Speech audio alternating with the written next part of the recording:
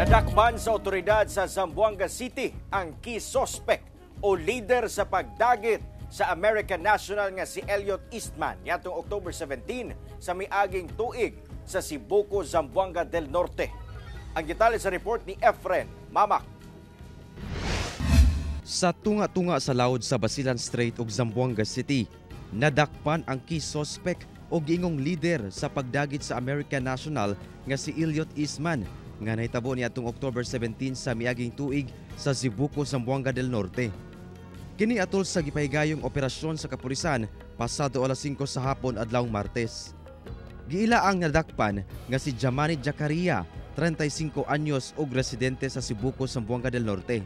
Sumala sa kapulisan, pinaagi sa warrant of arrest, nadakpan ang suspect kinsa sakay sa usa ka motorized bangka gikan kini sa Zamboanga City ug posibleng moadto sa higala niini sa Basilan. Wala niyo undang atong SITG sa pagpangita nila, although na solve na to ang kaso. Muna nga katong nakakuha sila og igo nga impormasyon nga nagpamatuod nga ni naay movement ni siyang suspect nato.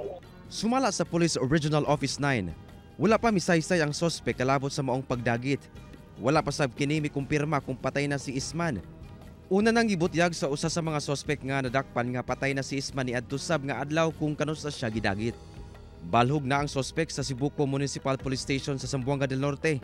Posible kining mag-atubang og kasong paglapas sa Article 267 sa Revised Penal Code alang sa kidnapping and serious illegal detention. Sa karon usa na lang sa napulo ka suspects ang ginapangita sa kapulisan. Out of the number of suspects nga ginganla nato sa complaint, nadakpan nato ang majority nila ug karon usa na lang ang nahibilin nga wala pang madakpan. Efren Mamak, 1 Mindanao.